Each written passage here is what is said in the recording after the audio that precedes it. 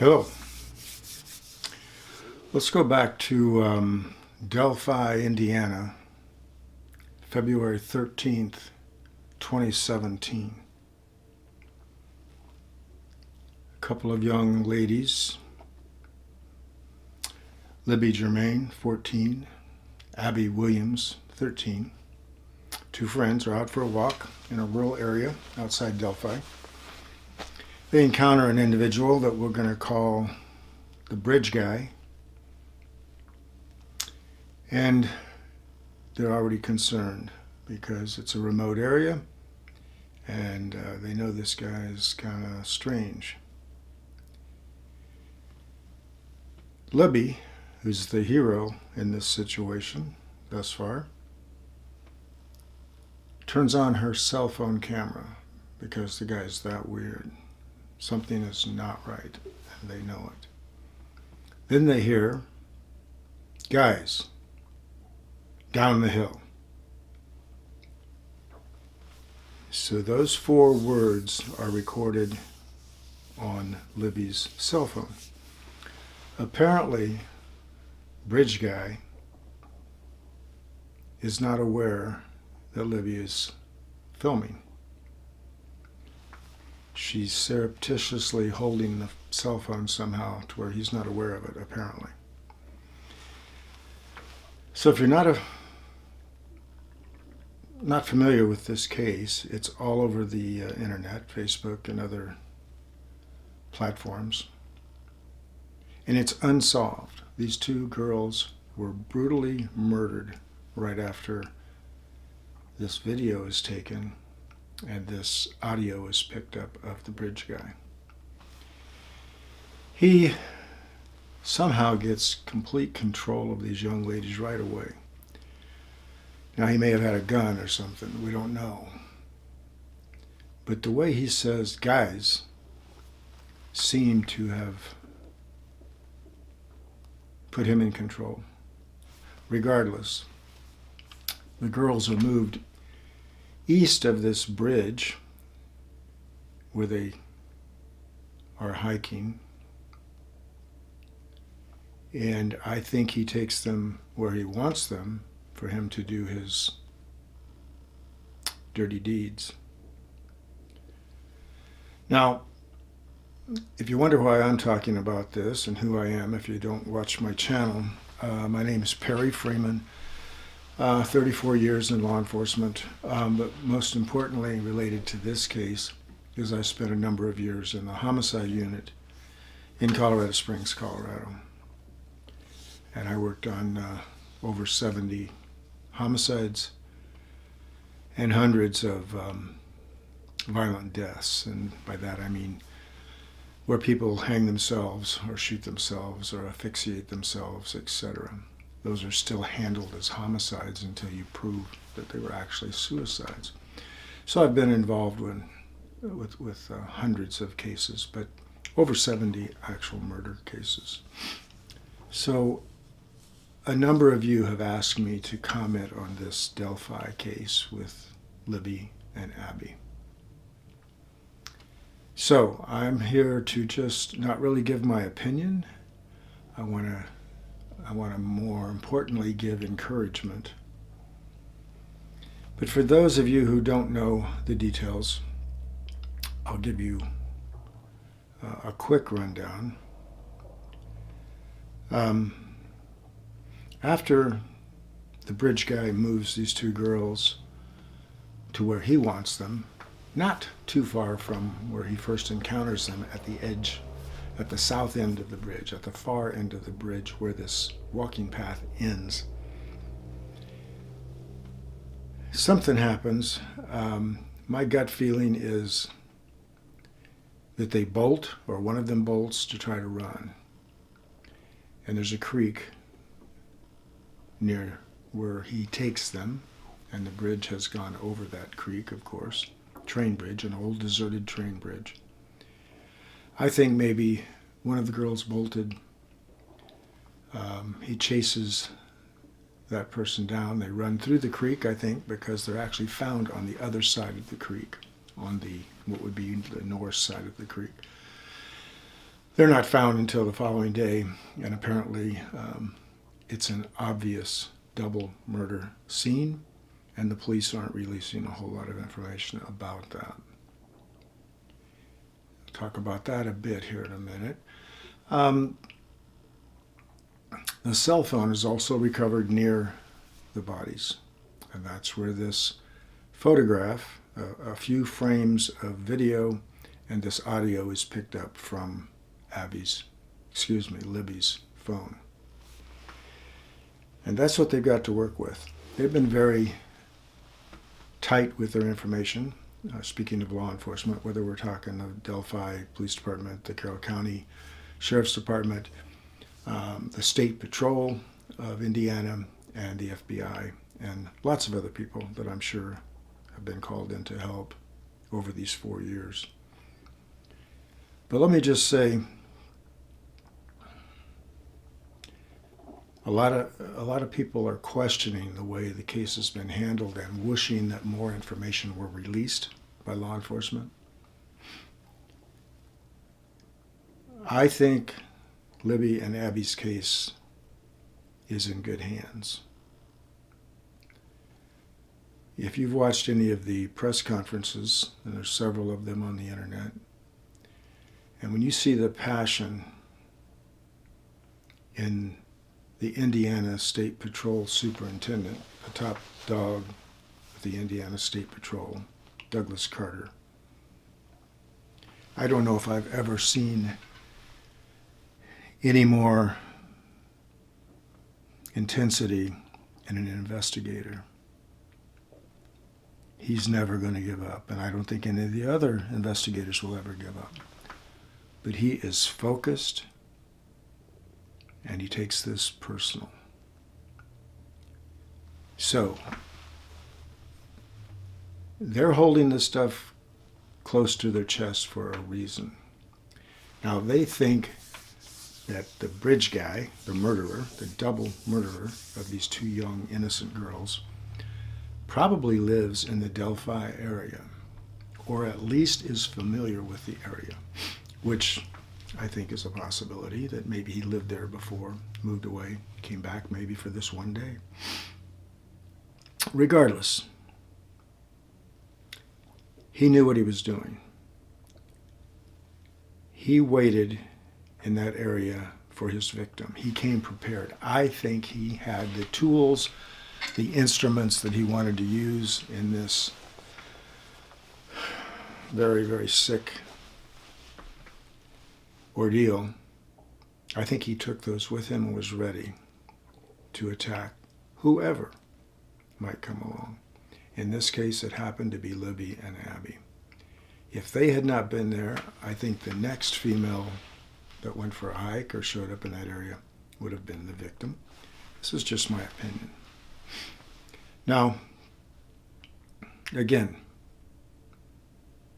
I think the investigators feel that there's just that one missing piece of the puzzle, and they've said that many times. And that's where I want to kind of put my opinion into this, and I'll try not to make this too long. First of all, I know in my gut, just from the work that I've done over 34 years, this was a sexually motivated crime. Bridge guy went there to assault a female, or females in this case. Some type of sexual gratification was obtained during this encounter. Now, they're not talking about the crime scene. We don't know much about the crime scene. There's a lot of rumors, and sometimes that creates problems. But he came there to do his dirty, perverted deed, and somebody was going to be a victim that day.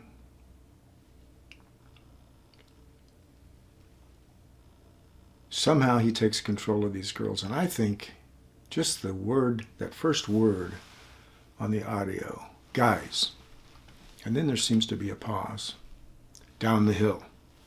And we don't know how long that pause is.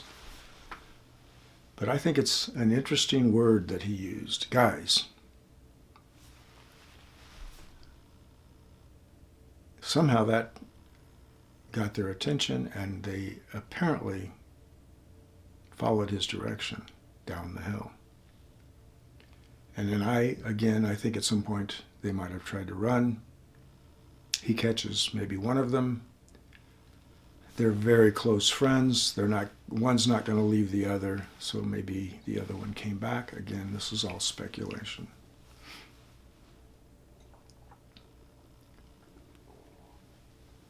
They say they have DNA. They say they have fingerprints. And what the public doesn't really understand about this kind of thing is, okay, let's say they have the DNA, and we don't know how complete that DNA might be. And it is the bridge guy, the murderer's DNA. If he's not in the database somewhere, that's not going to do law enforcement any good. Now, once they have a suspect, and they obtain that suspect's DNA, then they can make those comparisons, if there's enough DNA that they've recovered. I don't want to go into some legal issues with the DNA and obtaining DNA, because I don't want to mess up anybody's case. But I'm sure, again, that this case is in good hands. I have all the confidence in the world in the Indiana State Patrol and the FBI, and they're not giving up. Even though it's been 4 years, they're still working this. I guarantee you, every day. Like Superintendent Carter said, he thinks about it every night before he goes to bed. And when he takes his last breath in this life, that he'll be thinking about this case. I think he actually said he'll be thinking about the parents, the families of these victims. He's not given up, and I give him all the credit in the world. He is focused, even though it's 4 years later, and they're going to get their guy, I guarantee you. That's where you, the public, comes in. And that's one of the reasons I'm doing this video.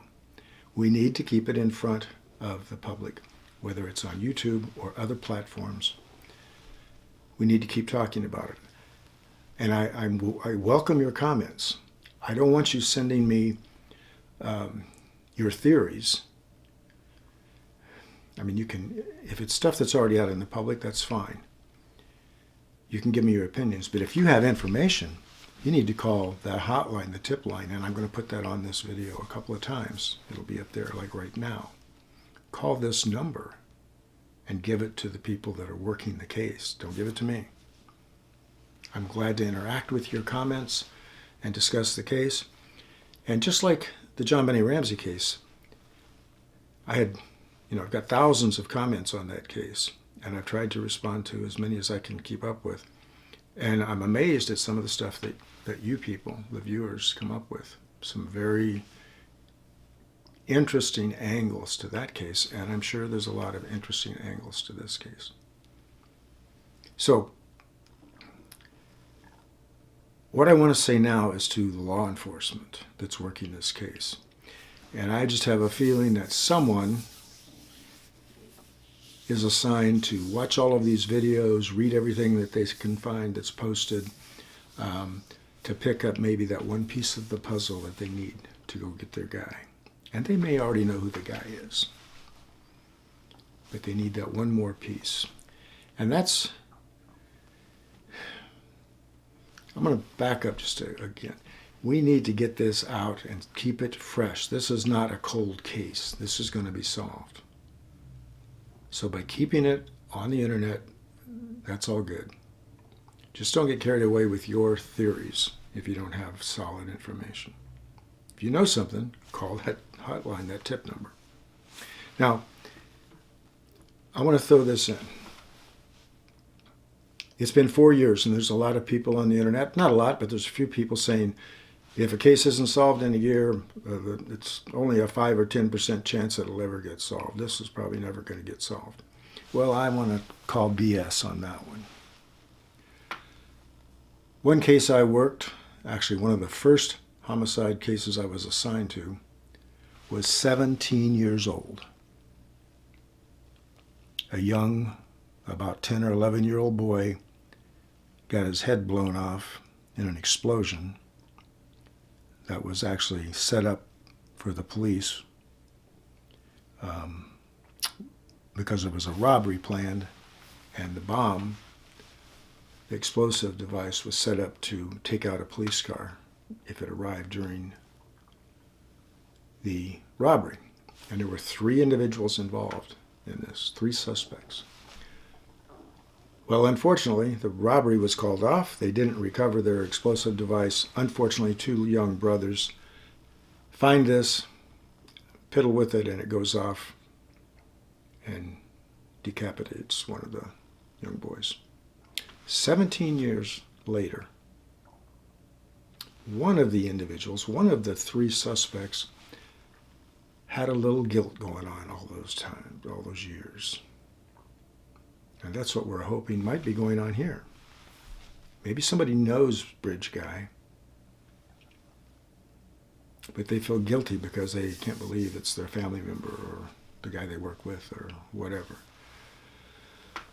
But one of these 3 guys in this 17-year-old case, 17 years now, no one ever thought it would be solved.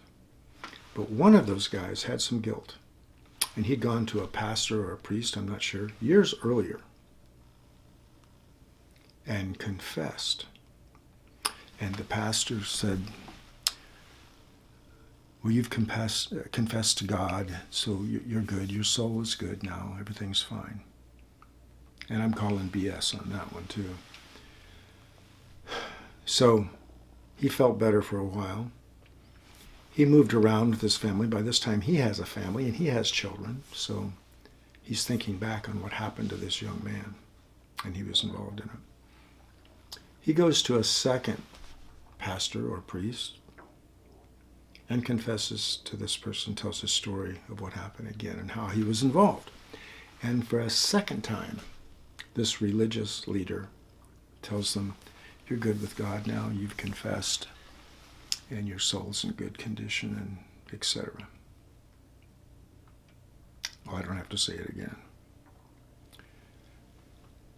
Years go by, and he moves again, and he goes to a new church, and he goes to a third pastor and tells the story to get it off his chest, to try to feel better.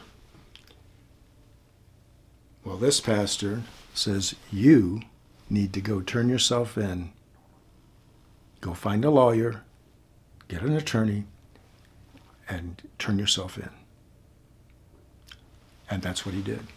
And it solved the case, and all 3 ended up being arrested.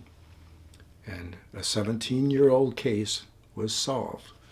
So my message to you, the investigators, is don't give up. Tell you another quick one. Up in northern Michigan, a case that I'm familiar with because I have some property in that area. 2 men, hunters, were out in the woods hunting, deer hunting in the winter. And there was a disturbance at a bar, and these 2 fellows from the big city had come up north in Michigan to hunt. They disappear. And it's finally decided that they've probably been murdered. 5 years go by, and nobody knows anything. Nobody's talking. But there was at least a half a dozen family members of the 2 suspects who killed these guys. At least half a dozen family members or close friends knew exactly what happened. A couple of them actually witnessed the murder. But they were so intimidated by these 2 brothers who did the murder that they were afraid to come forward. But 5 years later, in 1990, law enforcement got a tip because people talk, and it led them to a woman's door, one of the people who had heard firsthand from the murderers what had happened, and she realized it was time to talk. So it was weighing on her, and it was solved. So there's a 17-year-old case that was solved and a 5-year-old case that was solved that I have personal knowledge of. So don't give up. Hang in there. So I'm going to wrap this up. Please give me a like if you like this. If you don't belong to my channel, please subscribe. I need to get that going. And share this. This is the kind of thing that needs to be going on Reddit, other sites, and you just never know. It's possible that Bridge Guy doesn't even live in the Delphi area anymore, and not everybody in the U.S. is aware of this case. They don't know who Libby and Abby are. They don't know about the 2 innocent girls murdered in Indiana back in 2017. For you that are on top of this case, that seems impossible, but believe me, there are a lot of people who have never heard of it. So let's say he was familiar with the area because he lived there, Bridge Guy we're talking about, lived there, comes back, commits the crime because he knows the area that he can pull this off and get away with it, and he was just back for one day. And maybe he lives states away. Maybe he lives on the West Coast. Who knows? That's why it needs to be out in the public, and possibly someone unwittingly knows this guy. And they see this picture that we're going to show that's all over the internet, and they're going to go, I know that guy. That's my brother. That's my husband, or whatever it might be. So it needs to be shared,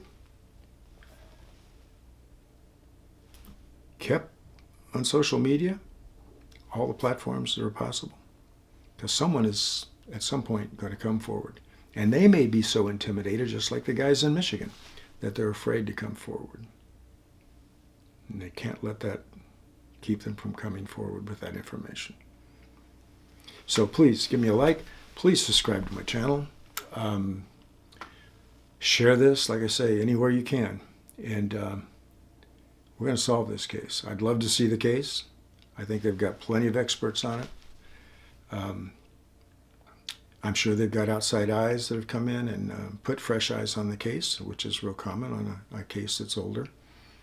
And I'm confident that Superintendent Carter is driving this case, and they're going to get their guy. So,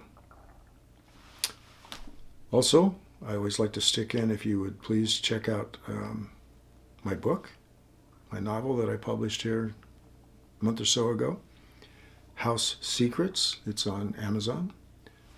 Talks about some things that I did. The main character is kind of based on what I did. So I'll get out of here. And let's pray that somebody finally comes forward. And I think it's going to happen. I think it's going to happen sooner than we think. And Mr. Bridge Guy, your day is coming.